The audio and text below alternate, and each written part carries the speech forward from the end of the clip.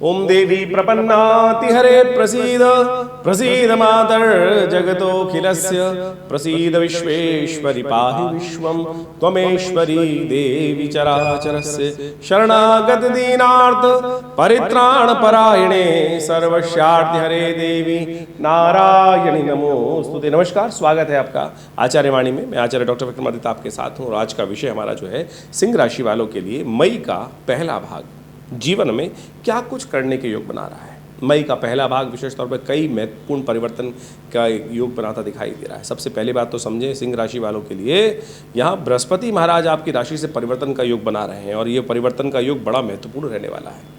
ये बृहस्पति महाराज जो शनि से दृष्ट थे और विशेष तौर पर कई प्रकार के आपके जो शुभ लाभ के योग बनने चाहिए थे उन्होंने कम बनने दिए। अब महत्वपूर्ण परिवर्तन की तरफ जा रहे हैं। दशम भाव में आपके पदार्पण करने के सुंदर योग बना रहे हैं, सम्मान को प्राप्त करने के योग बना रहे हैं, सफलता देने के योग बना रहे हैं। तो यानी ये वाला एक वर्ष विशेष तौर पर बड़ा महत्वपूर्ण रहेगा और मई के पहले भाग में ही वो परिवर्तन का योग बनने वाला है। बृहस्पति का परिवर्तन बहुत मुख्य है। सबसे पहले राशि परिवर्तन होगा, फिर सूर्य के सन्निकट आने के बाद वो अस्त भी हो जाएंगे, यानी एक झपका देने के बाद वो कुछ क्षीणता को प्राप्त करेंगे, यानी उम्मीद जगाएंगे बहुत सुंदर तरीके से, लेकिन फिर अस्त हो जाएंगे। लेकिन फिर भी ग्रह की स्थिति तो परिवर्तन की तरफ जा ही रही है, तो उसका बड़ा महत्वपूर्ण प्रभाव आपके जीवन में उत्पन्न होने वाला है। ये बृहस्पति का परिवर्तन बड़ा महत्वपूर्ण रहेगा। इसका परिवर्तन होगा चाहे वो बच्चे हों, चाहे वो नौकरी करने वाले लोग हों, चाहे वो बिजनेस करने वाले लोग हों, सबके जीवन में इस बृहस्पति का परिवर्तन बड़ा महत्वपूर्ण प्रभाव, धन, सफलता सिंह राशि वालों के लिए खासतौर पर बता रहे हैं। कुछ उठापटक के योग, सुख में प्राप्ति के योग बड़े अद्भुत प्रकार से बनने के योग बनेंगे। ऐसे में आपको सिलसिलेवार तरीके से समझना चाहिए ग्रहों का योगायोग आपके लिए मई के पहले भाग में किस प्रकार का रहेगा। 1 मई से यदि आरंभ करें तो ग्रहों का योगायोग दिखाता है कि 1 मई के दिन वैशाख का महीना चल रहा है, सप्तमी तिथि विराजमान है और बुधवार का अवसर है। मकर में चंद्रमा का पदार्पण हो रहा है और मकर में चंद्रमा जो होते हैं थोड़े शीर्ण आपकी राशि के अनुसार से बनते हैं।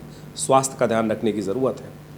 ऐसे में एक बात का ध्यान रखिएगा, अष्टमी तिथि क्षय भी है और इस दिन सबसे बड़ा परिवर्तन जो हो रहा है, बुध महाराज जो बृहस्पति महाराज हैं वो बृहस्पति परिवर्तित होकर दोपहर को 12:55 पर वृषभ राशि में प्रवेश कर रहे हैं, जिसके बारे में अभी आपको बता ही रहे थे। वही योग बहुत सुंदर तरीके से बन रहा है और ये आपके लिए सफलता की नई उम्मीद जगाएगा, जीवन में कार्य पूर्ण करने के योग बनाएगा और कई प्रकार से आगे बढ़ने के योग बनेगा। ये सबसे इम्पोर्टेंट प्रभाव है। अष्टमी क्षय है। ये जो बृहस्पति का परिवर्तन है बहुत विशेष है। वैसे तो हम इसके ऊपर अलग से एक वीडियो बनाने वाले हैं, बहुत सुंदर तरीके से आपने देखा भी होगा कि जिसके अंदर बृहस्पति का परिवर्तन पूरे वर्ष किस प्रकार का आपके ऊपर रहेगा, तो उसको आप अच्छे समझ सकते हैं। तो ये परिवर्तन जो होने जा रहा है विशेष तौर पर कई महत्वपूर्ण सिंह राशि वालों के लिए बहुत महत्वपूर्ण योग बनाने वाला है। तो आप इसका आनंद लीजिए, ये परिवर्तन बहुत सुंदर रहेगा आपके लिए। लेकिन अष्टमी तिथि क्षय है जैसा हमने आपको बताया, तो इस बात ध्यान रखिएगा, इस दिन नया मुहूर्त करने के लिए, नया आरंभ करने के लिए दिन शुभ नहीं रहेगा, क्योंकि सप्तमी तिथि शुभ आगमन जो हो रहा है उसी में अष्टमी तिथि का क्षय होने का, यानी अगले दिन सूर्योदय के समय में अष्टमी नहीं रहेगी, तो अष्टमी हो गई क्षय, तो नए मुहूर्त करने के लिए दिन अच्छा नहीं। और वैसे ही बुधवार के दिन अभिजीत मुहूर्त भी नहीं होता है, तो इस बात का हमें ध्यान रखते हुए कार्य करना चाहिए। 2 मई की बात करें तो उस दिन बृहस्पतिवार का अवसर है, नवमी तिथि विद्यमान है और सुबह सुबह ग्रहों का योगायोग जो दिखाता है वो आपके लिए कई ग्रहों का परिवर्तन है। इस दिन चंडिका नवमी है और साथ साथ चंद्रमा भी परिवर्तन की तरफ जा रहे हैं और प्लूटो ग्रह जो विशेष तौर पर मकर राशि में चल रहा है, आपके छठे भाव में चल रहा है, वो भी वक्र स्थिति प्राप्त करने के योग बना रहा है। कुंभ राशि में चंद्रमा का पदार्पण होगा, वो आपके लिए बड़ा महत्वपूर्ण रहेगा। करीब करीब दोपहर को 2:30 बजे के आसपास वो नई उम्मीद को जगाएगा, नए परिवर्तन की स्थिति लाएगा। लेकिन सुबह का समय थोड़ा भारी दिखाई देता है, इसलिए स्वास्थ्य का ध्यान रखते हुए कार्य करें। पीली चीज़ों का दान करें, भगवान विष्णु का पूजन करें, केले का पूजन करें, केले का दान करें। ये सब उपाय कर आप बहुत महत्वपूर्ण अपना लाभ ले सकते हैं। और सबसे बड़ा इंपॉर्टेंट जो परिवर्तन हो रहा है प्लूटो ग्रह का, प्लूटो ग्रह वक्री हो रहे हैं, बहुत धीरे धीरे चलते हैं और बहुत लंबा अपना पदार्पण करते हैं। आमतौर पर उनकी ऑर्बिट जो है बहुत पीछे की तरफ दिखाई देती है, नवीन ग्रह माना जाता है। और यदि मॉडर्न साइंस के अनुसार से माना जाए तो वो आप इसको ग्रह ही नहीं मानते हैं, लेकिन ये वरुण इत्यादि जो ग्रह हैं वो वास्तविक तौर पर भारतीय संस्कृति में जिनका स्थान रखता है, यम, वरुण, इंद्र इत्यादि, इन सब ग्रहों का भी वास्तविक तौर पर बहुत महत्वपूर्ण प्रभाव रहता है। और छठे भाव में प्लूटो चलना आपके लिए एक तरह से अच्छा रहेगा। शत्रुओं पर विजय प्राप्त करने के योग बनेंगे, चिंता करने की ज़रूरत नहीं है, आगे बढ़ने के सुंदर अवसर आपको प्राप्त होते दिखाई दे रहे हैं। 3 मई का दिन शुक्रवार का अवसर, दशमी तिथि और ग्रहों का योगायोग आपके लिए नई शक्ति का संचार करने की स्थिति उत्पन्न कर रहा है। नए विचार मन में उत्पन्न हो सकते हैं और साथ साथ कुंभ ग्रहों में जो चंद्रमा कुंभ राशि में जो चंद्रमा का पदार्पण आपके सप्तम भाव में है शनि के साथ, ये आपके साथ अच्छा योग बनाएगा। अंतःकरण और मन का जब संयोग हो जाता है तो विचार जो आ रहे होते हैं वो पॉजिटिव वे में आगे बढ़ने के सुंदर योग बनाते हैं। तो सिंह राशि वालों, जो आपके मनोमस्तिष्क में विचार आ रहे हैं उनको आपको खास तौर पर ध्यान देने की ज़रूरत है। सही होंगे, इंट्यूशन कराने के योग बनाएंगे, नई दिशा देने के योग बना सकते हैं। तो अपने विचारों को थोड़ा सा ध्यान रखते हुए कार्य करने की ज़रूरत है। ऐसे ही ना ध्यान दें। कई बार क्या होता है, बहुत सारे विचार मन में आते हैं, हम उनको इग्नोर कर देते हैं। तो ये दिन, ये गृह योग आपके लिए अच्छा है। आपका विचार सही रूप में कहीं ना कहीं रूप से आपको आने के भविष्य के संबंध में सूचना देता दिखाई दे रहा है। तो जो भी विचार मन में आ रहे हैं वो आपको बहुत सुंदर तरीके से आपके भविष्य को दर्शाने के योग बनाते दिखाई देंगे। तो इस बात का ध्यान रखना चाहिए। तो ये तो क्या होता है, बाद में हम सोचते हैं अरे ये तो विचार मेरे मन में आया था और मैंने इस पर ध्यान नहीं दिया, फिर बाद में चिड़िया चुग गई खेत, सोचने से पछताने से फ़ायदा होगा नहीं ना। तो इसलिए गृह योग समझें क्या आपके कर रहे हैं। एक बात का और ध्यान रखिए कि इस दिन भद्रा का योग है, करीब करीब दोपहर को 12:30 बजे से लेकर रात्रि में करीब 12 बजे तक रहेगा। तो दोपहर के बाद नए प्रोजेक्ट्स में हाथ डालने से बचना चाहिए। इस बात का ध्यान रखेंगे तो अच्छा रहेगा। और ये वास्तविक तौर पर सत्य है कि भद्रा में जो ध्यान नहीं देते हैं तो वो भद्रा में नए कार्य आरंभ कर देते हैं, तो उनको फिर भद्रा दोष लगता है। शास्त्र में इसके ऊपर बहुत बृहद वर्णन हमने कई बार आपको बताया है। आमतौर पर ज्योतिषीगण इस बात पे ध्यान नहीं दे रहे हैं और ना ही आपको इस बारे में अवगत कराने का कोई प्रयास करता है। हमने अपने इस चैनल के माध्यम से आपको समय समय बताते हैं कि नए कार्य, और नए कार्य होते कौन से इस बारे में समझ लें। छोटे छोटे कोई कार्य कर रहे हैं वो नए कार्य नहीं है। नए कार्य, बड़े कार्य वो होते हैं जिनमें भद्रा दोष लगता है कि जो लंबे समय तक चलने वाले हैं।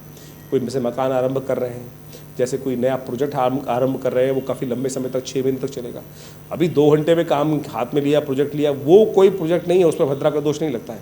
बड़े कार्य जिनमें कोई बड़ा निर्णय होकर हो रहा है, कोई बड़ी इंडस्ट्री चालू कर रहे हैं, कोई नया दुकान चालू कर रहे हैं, नए मकान में प्रवेश कर रहे हैं, इन सब चीज़ों में ध्यान रखने की ज़रूरत है। भद्रा दोष लगता है। और यदि कार्य इसमें हो, जैसे सपोज मुकदमा डाला किसी ने, मुकदमा भी एक बड़ा और भद्रा काल में फंस गया, तब समझ लीजिएगा फिर वो कहीं ना कहीं कष्ट देने के योग दे सकता है जो कार्य वो आरंभ कर रहा है। तो इन सब चीज़ों में विचार करना चाहिए। शास्त्र कहता है, प्रमाणित करता है। और इनके फिर भद्रा दोष लगते हैं तो फिर विघ्न विघ्न विघ्न अच्छे भले मामलों में भी कष्ट होने के योग बन जाते हैं। 4 अगस्त का दिन विशेष तौर पर शनिवार का अवसर है। एकादशी का सुंदर योग बन रहा है और ये विशेष तौर पर आपकी राशि के अनुसार से समझें तो आपके लिए सुंदर दिवस है।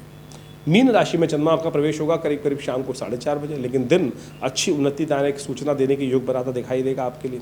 ऐसे में शनि महाराज आपकी राशि के अनुसार से चंद्रमा के साथ मिलकर जहां स्थिति उत्पन्न कर रहे हैं वो थोड़ा ध्यान रखने वाली है।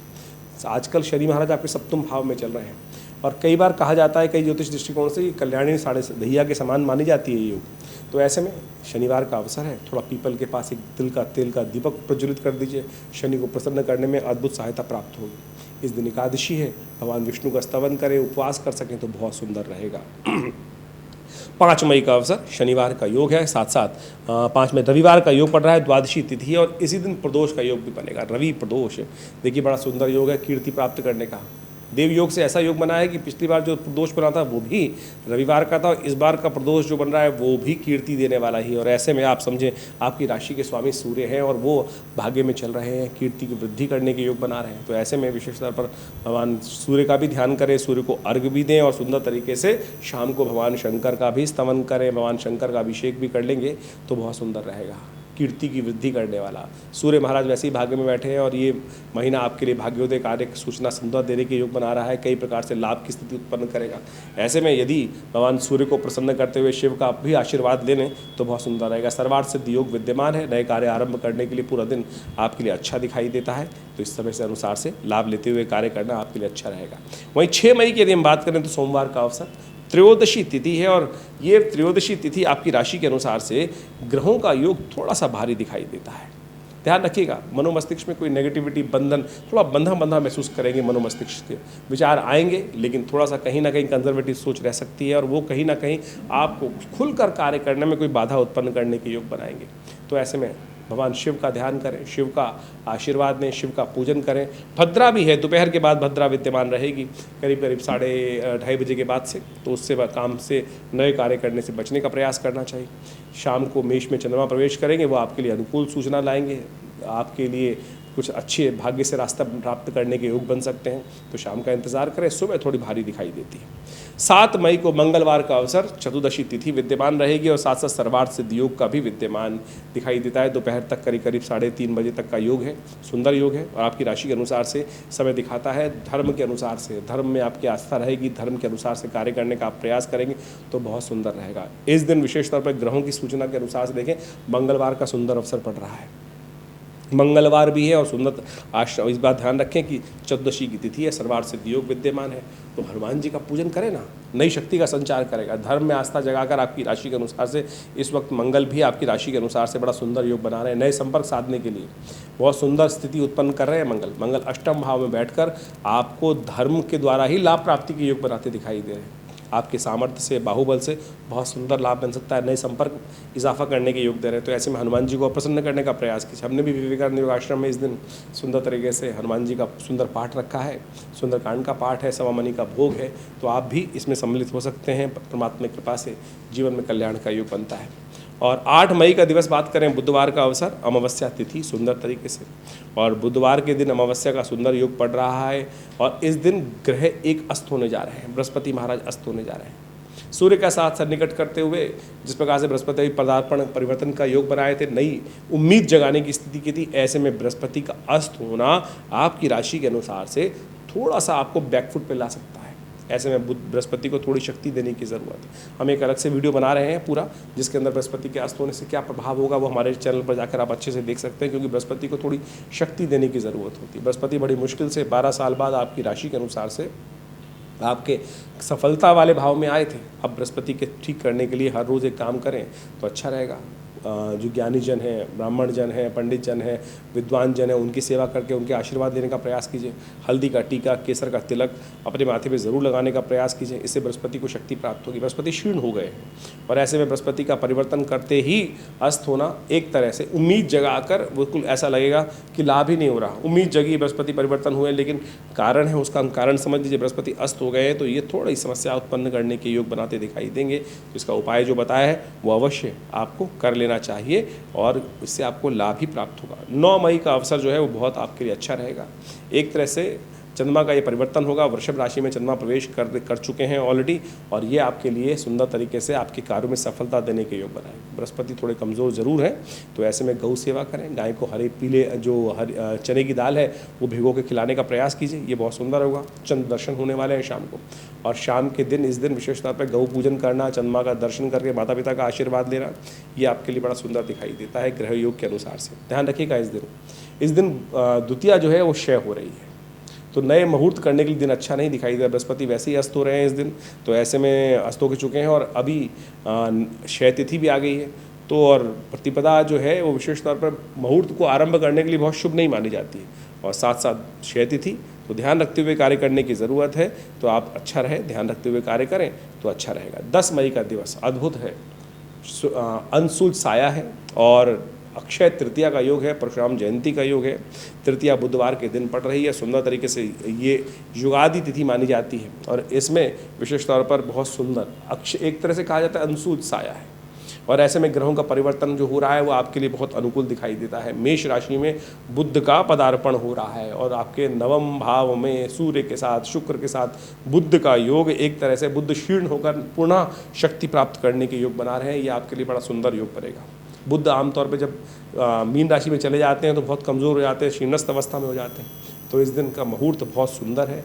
कहा जाता है अक्षय पुण्य की प्राप्ति का योग बनता है, जितना पुण्य करेंगे वो भी अक्षय होंगे। नया मुहूर्त आरंभ करने के लिए दिन अच्छा दिखाई देता है, लेकिन ध्यान रखिएगा विवाह इत्यादि, मकान आरंभ करने इत्यादि के लिए मुहूर्त ठीक नहीं है। क्यों? क्योंकि आमतौर पर अंशुल साया है, शुक्र इन दिनों अस्त चल रहे हैं, साथ साथ बृहस्पति भी अस्त हो गए हैं, तो ऐसे में दोनों शुभ ग्रह जो है वो अस्त हो जाने के कारण से जो विवाह इत्यादि के मुहूर्त बंद हो गए हैं, शुभ कार्य करने के मुहूर्त बंद चल रहे हैं। लेकिन फिर भी अति आवश्यकता करने में बहुत सारे मुहूर्त आप कर सकते हैं। कोई छोटा मोटा नया प्रोजेक्ट आरंभ करना है तो अंशुल साये का जो है वहाँ लाभ मिल सकता है, लेकिन विवाह इत्यादि के लिए शुभ तिथि नहीं है, इस बात का आपको ध्यान कर लेना चाहिए। कई लोग अंशुल साये में मिसकंसेप्शन से कि अंशुल साया है उसमें भी सब अलाउड है, लेकिन शुक्र और बृहस्पति का अस्त होना किसी प्रकार भी ये नए कार्यों का आरंभ करने के लिए इन दिनों मुहूर्त विवाह इत्यादि नहीं करने चाहिए। ये शासकीय दृष्टिकोण से समझते हुए कार्य करने का प्रयास करना चाहिए। और देखिए, ये सब बातें विशेष तौर पर बहुत महत्व रखती हैं। हम इस चैनल के माध्यम से आपके साथ लगातार जुड़े रहते हैं और समय समय पर आपको इन सब चीज़ों के बारे में अवगत कराने का प्रयास करते हैं कि आज तिथि कौन सी है, वार कौन सा है, कौन सा मुहूर्त कर लेना चाहिए, कौन सा व्रत शास्त्र के अनुसार से विधान किस प्रकार। देखिए, भारतीय संस्कृति में समझें, ये जो सारे के सारे विधान बताए गए हैं, ये सुंदर तरीके से इसलिए बताए गए हैं कि आप अपने जीवन में शुभ को प्राप्त कर सकें। शायद किसी और संस्कृति में इतना सुंदर तरीके से, इतने सूक्ष्म दृष्टिकोण से समय का अध्ययन नहीं किया जाता जितना सनातन पद्धति में, भारतीय संस्कृति में ज्योतिष विज्ञान के माध्यम से बताया गया। एक बात समझें, हमारा मानना ये है कि आइंस्टाइन ने एक बार जब फिलॉसफी दी थी टाइम होल्स की, जिसके अंदर हम टाइम को ट्रैवल करके बहुत सुंदर तरीके से आगे बढ़ सकते हैं, तो मेरा मानना ये है कि विशेष तौर पर ज्योतिष में जो मुहूर्त है, योग हैं, वो इसी को दिखाते हैं कि कैसे हम छोटे से कर्म से अपने पुण्यों को अद्भुत प्रकार से बढ़ा सकते हैं। जैसे अभी हमने बताया कि अक्षय तृतीया का मुहूर्त है, कार्य को करने से अक्षय फल की प्राप्ति होती है। अक्षय फल यानी शुभ करेंगे तो उसका भी अक्षय, जो क्षय ना होने वाला हो, वो फल प्राप्ति के योग बन जाएंगे। ऐसे में शुभ कार्य करेंगे तो अच्छा फल प्राप्त होगा, और दुष्कर्म कट जाएंगे तो हमारी ट्रैवल, हमारे पुण्य बढ़ जाएंगे और कष्ट जो जीवन में आ रहे हैं वो घट जाएंगे।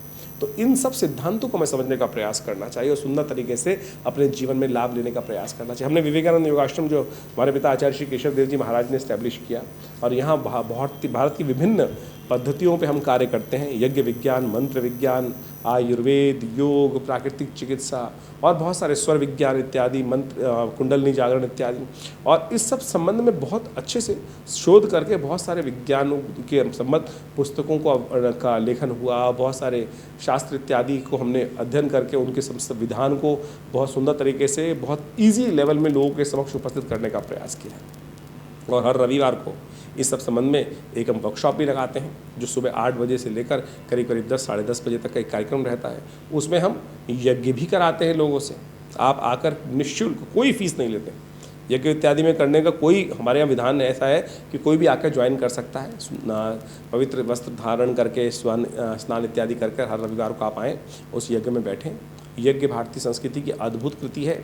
कहा गया यज्ञो वै श्रेष्ठतमं कर्म, और यज्ञ आप स्वयं कर कर भगवान परमात्मा का ध्यान कर सकते। बहुत सारे लोगों को भ्रांति रहती है कि यज्ञ सनातन नहीं, आर्य समाज का है।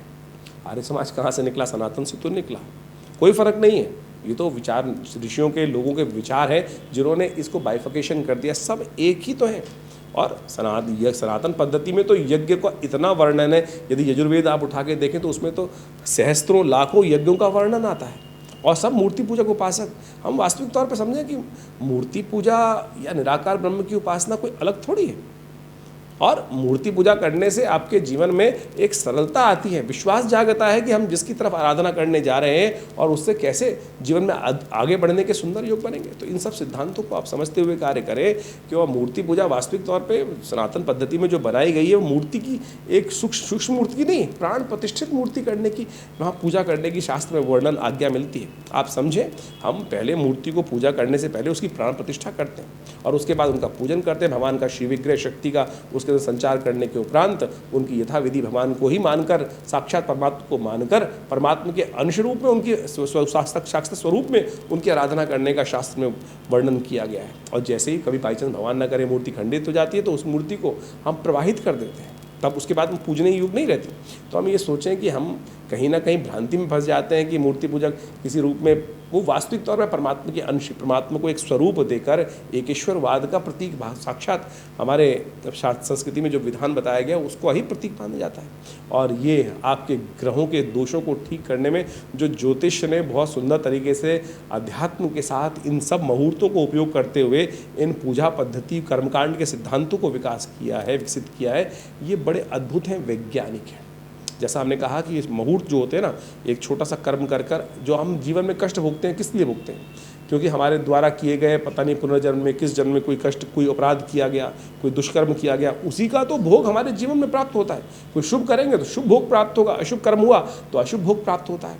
अब उस भोग को हम शुभ कर्म कर कर, अशुभ भोग को शुभ कर्म कर कर निस्तेज भी कर सकते हैं। और इसीलिए ये मुहूर्तों का वर्णन शास्त्र में होता है। यज्ञ इत्यादि कर्म जो है वो आपके जीवन में अद्भुत हैं, उन सब का लाभ हमें लेने का प्रयास करना चाहिए। हमने अद्भुत देखा जीवन में कष्ट चल रहे हैं, किसी के मुकदमे चल रहे हैं, किसी के कष्ट चल रहे हैं, शत्रु परेशान कर रहे हैं, और ऐसे में जब अनेक प्रकार के यज्ञ जो शास्त्र में वर्णित है उनका सानिध्य लिया जाता है तो अद्भुत प्रकार से उसमें सफलता प्राप्त होती है। स्वास्थ्य में महामृत्युंजय मंत्र, मृत संजीवनी मंत्र, रोगान शेषान मंत्र, दुर्गा सप्तशती के जो मंत्र हैं वो अद्भुत कार्य करते हैं। हमने ऐसे कई केसेस देखे जिनके अंदर कई दवाइयाँ काम ही नहीं कर रही थी, और जब महामृत्युंजय इत्यादि का अनुष्ठान करके उनके लिए पूजा पद्धति अनुष्ठानित किए, कार्य किए गए, तो वो अद्भुत प्रकार से वो वही दवाइयाँ औषधियाँ पुनः काम करना शुरू करती। तो आप समझें, आपके सिर्फ कर्मों का खेल है, और इन मंत्रों का सानिध्य लेकर, परमात्मा का सानिध्य लेकर हम अपने भाग्य को, सोए भाग्य को जगा सकते हैं, दुर्भाग्य को सौभाग्य में परिवर्तित कर सकते हैं। ये सिद्धांतिक बात है। तो इन सब विषयों को हम अध्यात्म के साथ जोड़ के कार्य करने का प्रयास करें। आज कई लोगों ने ज्योतिष को अपने इस प्रकार से बना दिया है कि धर्म शून्य बना दी, और केवल नग पहनाकर या कुछ और कर कर या केवल टोटके कर कर उस शास्त्र को विशेष तौर पे ऐसा बना दिया है कि वास्तविक तौर पे अध्यात्म से बिल्कुल अलग दिखाने का प्रयास किया है। एक कई तो ऐड ऐसे में हमने पढ़े, बचपन से हम देखते आए हैं, कई लोग ऐसे लिखते हैं नो मंत्र नो यंत्र नो, विशेष तौर पे अरे क्या करना चाह रहे हो भाई। ज्योतिष को वास्तविक तौर पे एक चीज़ होती है रेमेडी, एक होती है डायग्नोज। अब डायग्नोज आपने कर लिया ज्योतिष की गणनाओं को समझकर कि ये समस्या है, निदान कैसे करोगे? निदान तो अध्यात्म से ही आएगा, निदान तो उपाय से ही आएगा। उपाय जो है मंत्र विज्ञान के भी हैं, रेमेडी जो एस्पेक्ट है। ऐसे डायग्नोज का फ़ायदा ही क्या है कि जिसमें रेमेडी ना हो, तो ज्योतिष विज्ञान को हमें समझना है सही रूप से। और ऐसे में हमने बहुत सारे अद्भुत कार्यों के द्वारा, मुद्रा विज्ञान के द्वारा, मंत्र विज्ञान के द्वारा, यज्ञ विज्ञान के द्वारा इन उपायों को करके देखा, अद्भुत लाभ प्राप्त होता है। जैसे अब बृहस्पति अस्त चल रहा है, ऐसे में बृहस्पति को शक्ति कैसे प्रकार से प्राप्त होगी? कोई कहेगा नग पहन लो, कोई कह रहा है कोई और उपाय कर लो। तो हमने एक आपको इस चैनल के माध्यम से हम आपको एक बहुत सुंदर बताते हैं, ज्ञान मुद्रा। ये बृहस्पति की उंगली है, और कहा जाता है कि बृहस्पति की उंगली, इस ज्ञान मुद्रा का अभ्यास करने से बृहस्पति की शक्ति को अद्भुत रूप से पॉजिटिव वे में आप उपयोग कर सकते हो। बृहस्पति जब ज्ञान, बृहस्पति देवता है ज्ञान का, ज्ञान अस्त हो रहा है तो ये ज्ञान मुद्रा है। भगवान कृष्ण ने गीता का उपदेश इसी मुद्रा में दिया, प्रपन्न पारिजाताय तोत्र वेत्रे पाणय ज्ञान मुद्राय कृष्णाय गीता मृद्युवेनो। अब ज्ञान मुद्रा की कैसे जाए? तो गायत्री के अंदर कहा गया सुरभिर ज्ञान वैराग्यम योनिश्च, जहाँ का जो गायत्री के अंदर जो मुद्राओं का वर्णन किया गया है, 24 मुद्राएं गायत्री जब से पूर्व, 8 मुद्राएं गायत्री के जब के अनंतर, वहाँ मंत्र आता है सुरभिर ज्ञान वैराग्यम योनिश शंख पंकजम। ये जो 8 मुद्राएं जो हैं, लिंगम निर्माणकम च अष्टौ जपान्ते प्रदर्शित, वहाँ ज्ञान मुद्रा का वर्णन बनता है। और ज्ञान मुद्रा कैसे होती है? तर्जनी अंगुष्ठेन स्पर्शे, तर्जनी को अंगुष्ठ के साथ स्पर्श करने से ज्ञान मुद्रा बन जाती है। तो इन दिनों बृहस्पति चल रहे हैं अस्त, बृहस्पति को ठीक करना चाहते हैं तो जो उपाय बताएं वो तो करें ही करें, लेकिन इसको ज्ञान करने का, ज्ञान मुद्रा का, चलते फिरते उठते बैठते ज्ञान मुद्रा का अभ्यास करने का प्रयास कीजिए। देखिएगा बृहस्पति को शक्ति प्राप्त होगी, और जो विचार, जो बुद्धि सोई है, अस्त है, उसमें नई शक्ति प्राप्त करने का योग बन जाएगा। यानी बाहर कॉस्मिक में वो रेजेस जो है वो थोड़ी नेगेटिव हो रही हैं, यदि ये ज्ञान मुद्रा अभ्यास कर लें तो सुंदर तरीके से बृहस्पति को शक्ति प्राप्त होगी, और साथ साथ आपके जीवन में कष्टों को दूर करने के योग बनेंगे। तो ये वर्णन हमने आपको बताया, और सुंदर तरीके से इसको आप करने का प्रयास कीजिए, आपको देखिए लाभ प्राप्त होगा। इसके अलावा भी बहुत सारी समस्याएं आपके जीवन में यदि चल रही हों, कष्ट कोई प्रश्न मन में आ रहा हो, तो आपके लिए विवेकानंद योगाश्रम बहुत सुंदर तरीके से अध्यात्म के क्षेत्र में कार्य कर रहा है। जमुना पार्क खुरेजी में एक बहुत बड़ा शोध संस्थान बनाया हमारे पिता आचार्य श्री केशव देव जी महाराज ने, और यहाँ नित्य प्रति 8 घंटे यज्ञ होता है, गौशाला है, पूरा योग, प्राकृतिक चिकित्सा, आयुर्वेद का एक 100 बेड का हॉस्पिटल बनाया गया है। तो आप सादर आमंत्रित हैं यहाँ पर, और आश्रम से जुड़कर बहुत सुंदर तरीके से आप आध्यात्मिक विकास और साथ साथ अपने जीवन में शुभ कार्य करने के लिए, माँ भगवती का सानिध्य प्राप्त करने के लिए, ये बताना मेरे को ज़रूरी समझता हूँ मैं कि यहाँ भगवती का एक सुंदर शिव विग्रह विराजमान है जो 1947 में मुल्तान से आया था, और कई वीडियोज़ के माध्यम में हम बताते ही आपको, और उन्हीं के सानिध्य में, उन्हीं की कृपा से, उन्हीं के आशीर्वाद से आज आश्रम पर नित्य 8 घंटे यज्ञ होता है, आध्यात्मिक कार्य किए जाते हैं। आप रविवार वाले यज्ञ में सादर आमंत्रित हैं, और यदि आपकी कोई निजी समस्या है तो फ़ोन नंबर्स दिए गए हैं, उन पर संपर्क साध कर आप आश्रम के साथ जुड़ सकते हैं।